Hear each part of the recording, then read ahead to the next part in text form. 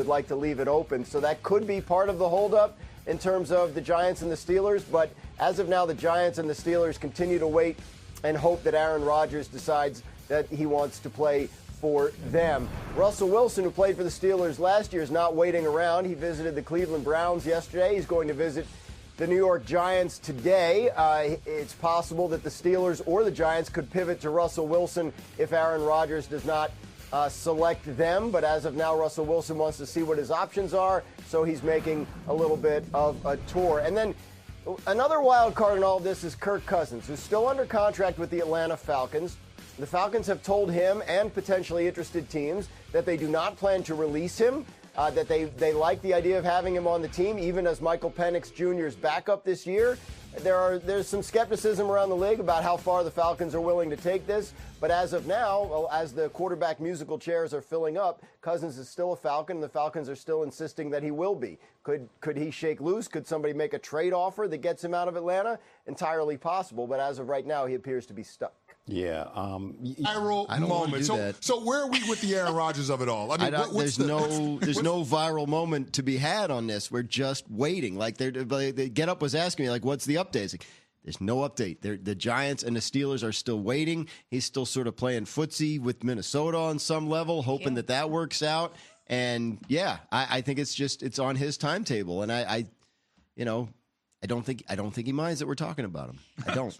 Dan, I don't. Do you think retirement is on the table for him, or do you think he wants to play? That's a good question. Thank you. Again, I can't get into that head. So, like, my sense of it is, and the sense of it around the league is that he wants to play. Okay. Could theoretically, like, if his options sort of dry up and he's confronting the idea of playing for mediocre or bad teams, could that change? Sure. But it sounds like most people seem to believe he wants to play. Weird question, but here we go. Does he want his options to dry up? Does he want a reason he has to go to the Giants?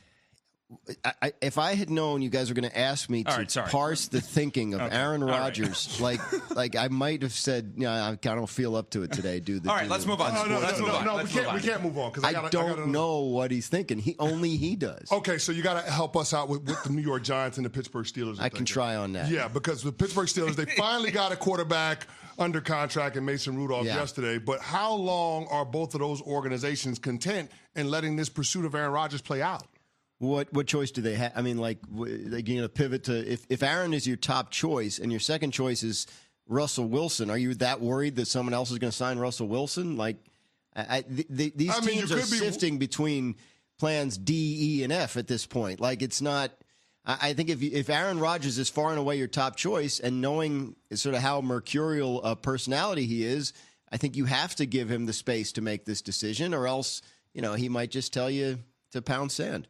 And that's fair, but there is a very real scenario where Aaron Rodgers isn't a quarterback for either the Giants or the Steelers. Sure. And in that instance, Russell Wilson can only sign with one of those teams. Correct. So somebody would be left without a quarterback. I guess that's the question that I'm asking you. How much of an appetite do those franchises have to be that team that doesn't have one of those two quarterbacks?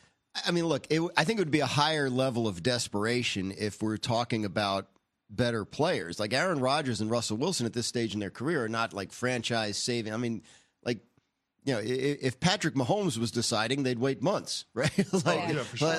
But I mean, I don't think they're concerned. I don't think there's enough room between, choice 1, choice 2, choice 3 at this point. Like, I think the Steelers and the Giants, and unless J.J. McCarthy's really good, the Vikings, these teams are in some level of trouble at the quarterback position because they have missed out on a lot of their top choices. Dan, what's the latest you can share with us about what's going on with the Bengals and Trey Hendrickson? He's still out there, like, trying to find a team that is willing to give him the contract he wants and willing to give the Bengals what they want for a trade. At this point, my understanding is the Bengals' demands have remained high, like first-round pick level high. This is the kind of thing that could stretch all the way to the draft and see how far the Bengals are willing to take it.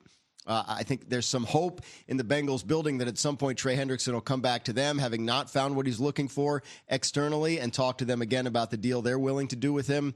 But as of now, there doesn't seem to be a lot of movement on that. Graz, I know the Bengals said they want to prioritize signing Jamar Chase and T. Higgins. They've got the franchise tag on Higgins. He's not happy about it. Are teams around the NFL still inquiring about T. Higgins' availability? Yeah, but it's been like 3 years now that teams have been inquiring about T. Higgins' availability and just being shut down by the Bengals. So at this point, I think teams are under the assumption that either he'll play on the tag, he'll sit out, or they'll do a deal with him at some point. Look, July 15th is the deadline to do a long-term deal with the franchise-tagged player. So as it gets closer to that, you might see a little more movement on that front in terms of Bengals trying to sign him, maybe him becoming available in trade, like to the extent that, say, Trey Hendrickson is at the moment. But as of right now, this week has been about, free agency. And you get to a point where we're not going to get a deal done with T. Higgins in the next couple days. We're not going to get a deal done with Jamar Chase in the next couple days. We got to focus on re-signing B.J. Hill, right? Because that has to happen Monday or else it's not going to happen. So I think that you get through this week and you sort of recalibrate where all those things stand. We're talking with Dan Graziano, ESPN senior NFL reporter here on Unsportsmanlike, presented by Progressive Insurance. Moments before you joined us, Adam Schefter reported that Cooper Kupp, Cowboys sleeper team. We've also heard the Seahawks as well. A decision could be made as early as today. What are you hearing about all of this? I think he's had several teams interested. I think the Cowboys have certainly played around with the idea at various levels throughout the offseason. There have been times where I've heard he was a serious consideration there. There have been times where I've heard he's not. And so, where this stands right now, Adam's reporting it this morning, so I have to believe that at least their attention is turned back in that direction somewhat. But he has had several teams interested. There's a lot of receiver-needy teams still out there. He'd really fit what the Cowboys need. They're looking for a number 2 receiver behind C.D. Lamb right now, and this is a veteran option who probably at this point in his career, as great as he's been, is probably best suited as a number 2 option behind a superstar like C.D. Lamb. So I think he makes a lot of sense for the Cowboys, but with the Cowboys and free agency, it's always about the price. If someone's willing to pay more, then I would imagine that's where he'd go. Graz, everyone assumed with the Cowboys restructuring Dak Prescott and CeeDee Lamb last week that was setting the stage for them to start negotiations with Micah Parsons a lot earlier than those other players that they've recently signed that they consider core guys. I'm curious to know where things stand with Micah Parsons and the Cowboys being able to work out something long-term. Yeah, I mean, if that's what everyone assumed, then it confirms my suspicion that no one ever listens to what I say. Because, Micah Parsons is not – the contract extension with Micah Parsons will reduce his salary cap number for 2025. Right now, it's a high – It's 24, yeah. 24 on the fifth-year option. If they do a contract with him, he'll get a minimum salary this year and a signing bonus, and the number will go down. So restructuring Dak and CD was not in an effort to find cap space for Micah. That was always going to happen. Teams structure their contracts differently. Like the Eagles will sign a guy to a long-term contract and they'll put these option bonuses in so every year there's an option bonus and you can treat it as a signing bonus. So like Jalen Hurts' contract has void years through like 2032, right? Because you can just keep building in these options. And the Cowboys do it a little differently. They put the void years in, but they have the big number in the second year. So it's almost an automatic restructure. They have the right without the player's agreement to restructure the deal. So it functions the same way as what the Eagles do. They just do it differently. So Dak and CD were always going to get restructured this year. That was always part of the plan for cap space. The question with Dallas, of course, is how do they use that cap space? They really don't sign outside free agents. They re-signed Oso Odigizua, one of their defensive linemen. That was sort of their big spend so far in free agency.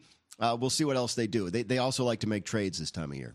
Dan, a team that we've talked about a lot this week is the San Francisco 49ers, and there's been some discussion about Christian McCaffrey and his future there. Do you think that that's something the 49ers would realistically entertain, moving on from CMC? I think if they were to do that, being a smart front office, they would wait because your value on McCaffrey right now is probably pretty low as he's coming off another injury. So if you get into the season and he's playing well and you're not in contention, does he become interesting to somebody at the trade deadline?